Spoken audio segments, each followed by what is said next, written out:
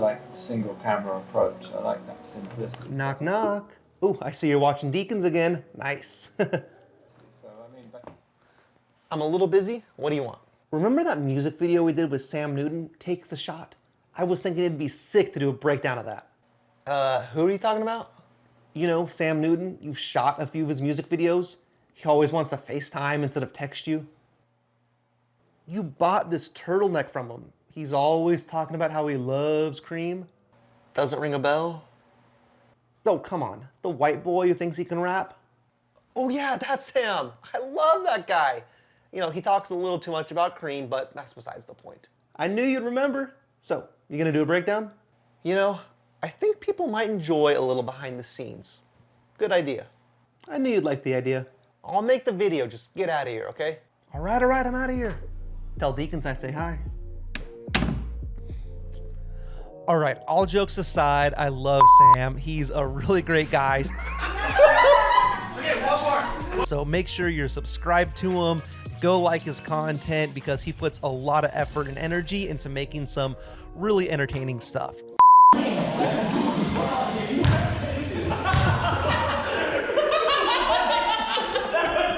This was our first project that we worked together on, and I'm super happy with how it turned out. And so the goal of this video is to break down basically the entire process from how we shot it, lit it, and everything that happened on set to make this come to life. So sit back, relax, and let's get down to business. All right, first things first, let's get the camera setup out of the way. So at the time I owned the Red Gemini with the Atlas anamorphic, so why not use the camera that I already have? We used that setup and we really wanted to have some nice fluid motion with the shots, and so we used the Movi Pro paired with the Ignite Digi accessories. Now these accessories are what allowed me to use such a heavy camera setup, especially the lenses are just as heavy as the camera body itself. And so I'm able to balance the camera perfectly on my Movi Pro. And then I use the Tilta Armorman 2.0 as my camera or gimbal support setup. I don't use this a ton anymore. I mainly use my Easy Rig, but it served really well for this shoot. And as far as filters go, I use the Polar Pro Base Camp paired with the mist filters that they have. That way there's just a slight bloom to the lighting that we see on camera because there's going to be a lot of practical lights in this music video. And as long as you watch my videos, you're going to hear me preach that do not let gear hold you back. You know, a lot of you may think, oh, I can't get my hands on a Red camera. It's not really the camera that's going to make the project. Although better gear can help, it's going to be your creativity and what you do with the gear that you have and making the best use of it. So, you know, for the people that don't really have access to, you know, a Red camera or an Arri or any high-level cameras, don't let that hold you back. Go out there and create something because creating is way better than not. And plus nowadays it's pretty inexpensive to rent a camera setup. So if you really want something more high end, go out there, get on ShareGrid and rent something because now it's somewhat affordable to do so. Yo, what's good, buddy? Haven't heard from you in a while. Yo, man, I just got off the phone with Artlist and for some reason they want to make a song with us. Can you make that happen? Yeah, I mean, it's pretty last minute, but I think I can make something work. What we ended up using for this very intro shot, which he's supposed to be in some lounge area, kind of like a waiting room. And we used 3 lights for this. We had a tube light, we had one of their square lights, I'm honestly not sure of the name of it, but we also had an aperture 120D or 300D in the corner with the spotlight mount. Now I love the spotlight mount because you can put these gobos inside of it and create really interesting shapes, such as a window light to give the illusion that the sun is shining through.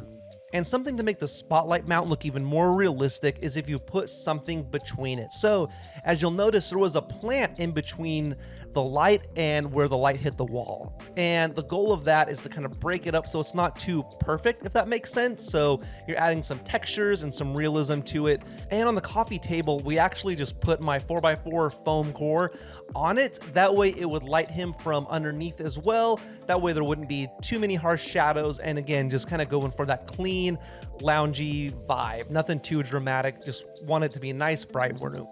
All right, now this next setup is where it gets a little interesting. It was a big open warehouse, and we had to stage it like it was a photo video set where Sam walks into, so it had to look good for that sense, but it also had to look good for the music video itself that we're trying to shoot. Yo, Mark 9, they really don't think we can keep doing this. They don't think we can keep making hits about cameras. But I'm the cameraman. But I'm the cameraman. Stay creamy. Yeah, I started on a 50 mil lens. Now I'm about to bag 50 million. I can shoot all day, I got stamina. Turtleneck on with my camera, yeah. Stay creamy, man, that's what they say. Shoes laced up and I came to play. Yeah, I'm first team, I'm a superstar. They call me Cream, like Abdul-Jabbar. Yeah, you have to face it, let's get back to basics. I'ma take the shot like it's a vaccination. I don't have the patience, I'ma shoot right now. Yeah, we undefeated and you gon' lose right now. Like click, click, click, click, swish. I can switch it up anytime like this. I'm a videographer and I'm on the verse. So when I shoot my shot, I don't miss. Basically, we accomplished a fake oneer, and what this entailed was shooting Sam in multiple versions of himself. And so he's basketball Sam, he's photographer Sam, he's all these different characters, and we needed to go around him. And so what we did for our key light was use the Mini Max, and we boomed that out as far as it can go. And we put on the Hudson Spider Redback, I think it was, with the umbrella. So the light is bouncing up into the umbrella and bouncing back down, which is creating this nice soft glow of light. And the best thing about that Mini Max is it extends so far, it's gonna allow us to do this rotating shot where I'm walking around Sam taking photos of himself essentially. And without that, it would be super difficult to use. And then in addition to the key light, we had to have some fun practicals on set. And so we placed up a few nan lights and also a few aperture lights with some domes. That way it just adds in some unique points of interest throughout the entire shot, and it adds some character and, you know, makes it look like the backdrop is being lit, which it is, but it's also being lit for our music video at the same time. So it's kind of funny how it all works out. We lit the whole scene so it looks good for both Sam's photo set, but also the music video that we're filming ourselves. All right, so now I'm gonna break down this oneer that we accomplished, and it was pretty tricky, but after a take and take and a take again, we managed to get it done. So Sam wanted to pretend like he's taking photos of himself. So how we accomplished this was I would slowly kind of dolly right to left, and as I got close to him, I would speed up and go right behind his shoulders. This way it gave us the perfect time and space to edit the next shot in. Because it would get so blurry, it would give us that wiggle room to kind of blend the two images in post. Yeah, I started on a 50 mil lens. Now I'm about to bag 50 million. I can shoot all day, I got stamina. Turtleneck on with my camera, yeah. Stay creamy, man. Yeah, perfect. Yeah, stay creamy, man, that's what they say. Shoes laced up and I came to play. Yeah, I'm first team, I'm a superstar. They call me Cream.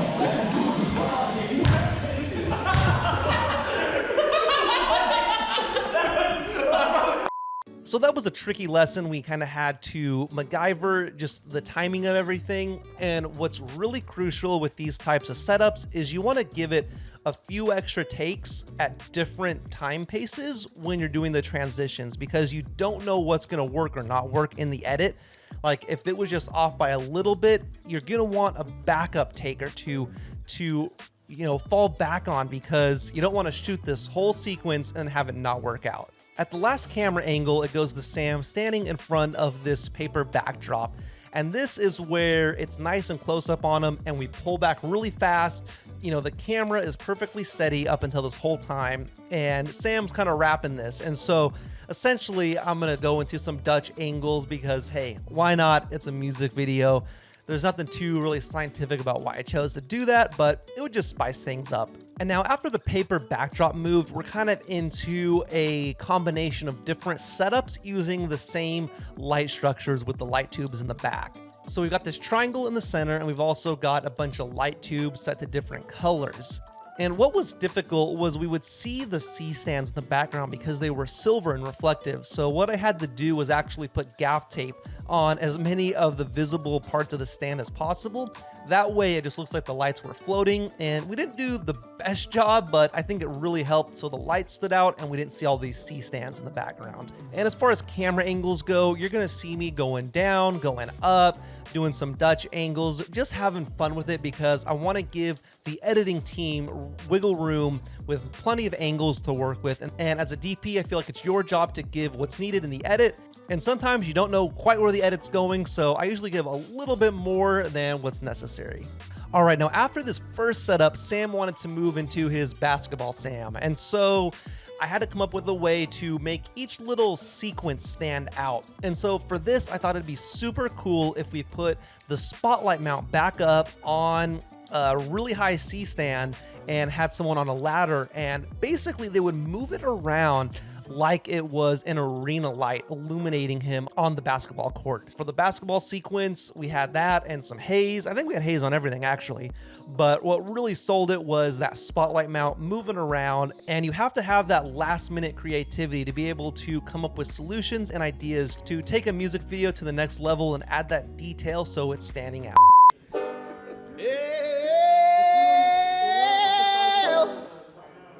My name is Banjo Bill, and I got myself a banjo. And now this next sequence was Sam playing a banjo, and I thought, okay, how can we really make this stand out? Because I love the banjo, I play it myself a little bit, and I thought people are always having a banjo or a guitar by a campfire. So what we did was we lowered down the top lights, we turned down the lights in the back, and then I put 2 nan lights on the ground, really warm, and we were able to kind of wiggle those around so it looked like it was a campfire setup. And I think they do have a flicker setup, but we were running short on time, and the fastest way to get this thing done was to just move them around manually.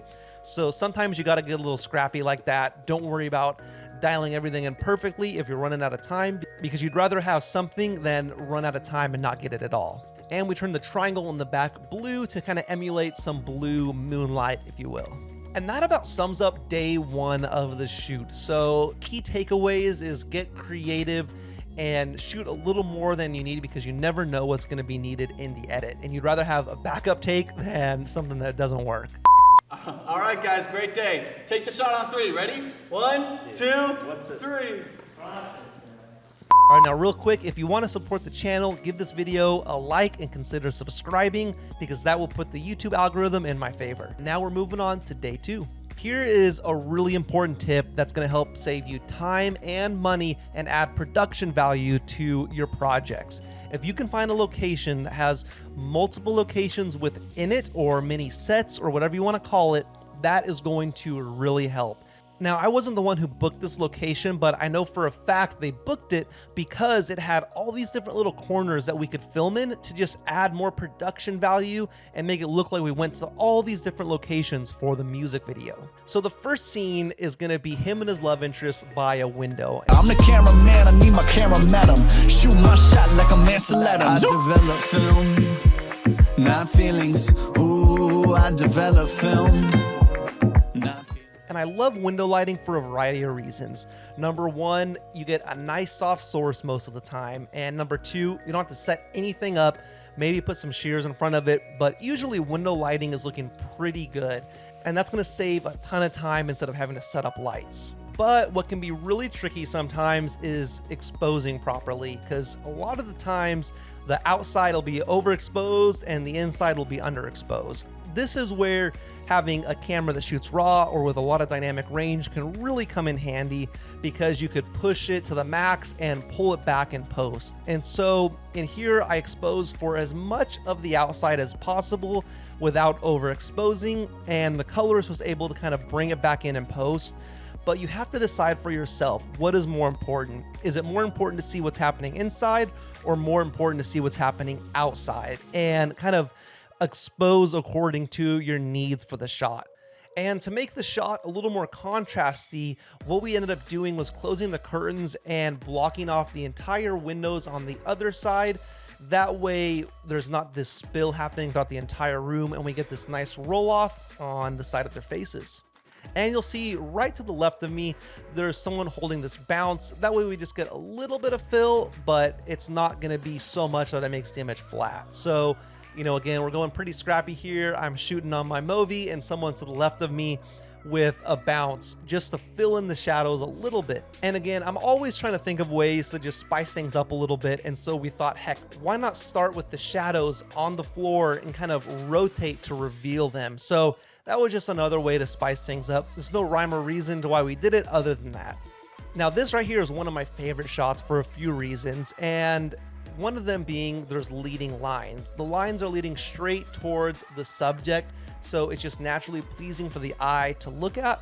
Number two, you're getting this beautiful roll off from the window. So if you have someone nice and close to a window, the exposure goes from really bright to really dark super fast. And so that's going to give you this nice roll off of light. And all you have to do to achieve this is angle them a certain way.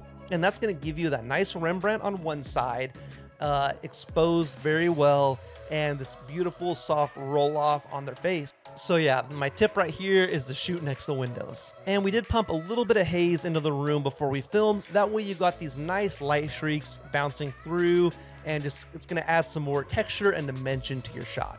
In front of this LED tube wall, these were just generic tubes that they built. And for the key light, we honestly kept it super simple. We just set up 2 nan lights going vertical on each side to give them a little bit of fill, because honestly, we're getting some really nice backlight from them that kind of spilled over and illuminated their face. So, you know, this setup, super easy. We just got some nice coverage of it. All right, now we're still in the same location, but we just changed corners again. So we blacked out all the windows for this and kind of made it red like it's a film lab. And so shooting with red is honestly pretty simple. We just set a ton of light tubes to the color red, put them around them, and it's really that simple. Red is a super easy way to get something creative and add some variety to whatever you're shooting. Of course, you got to make sure it matches the storyline. But yeah, basically throw some red tubes around and you're gonna get a really nice look. Yeah.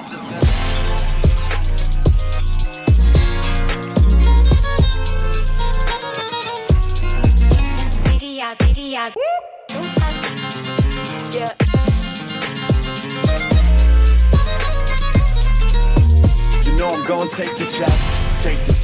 All right, now when she reveals herself with this turtleneck, this is where it got a little tricky because the red light, just all red, it didn't look good. I think we tried it, but we didn't even record any takes because we knew it didn't look good.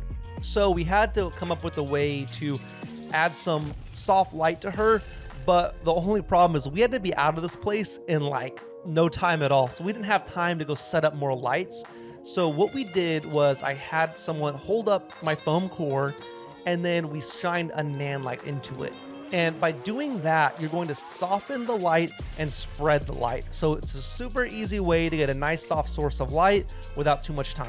What I loved about this shoot is working with Sam, we always have the flexibility and the freedom to try new and fun things. You know, we're not taking ourselves too seriously, which I think is a huge lesson to learn. You know, I think it's important to have fun and be able to flex your creative muscle because you never know what's going to turn out and look good. And good ideas can come from anyone on set. I hope you guys enjoyed this video. If you have any questions, drop them below and I'll be sure to get to them. Don't forget to like and subscribe. I'll see you on the next one. Even though it was fake acting, like I kind of got fired up. Like I kind of want to act right now. Yeah, dude. I feel like my character. You're down. Right? I feel like soap opera-y. Like the passion. You know? It's the Sam Newton effect.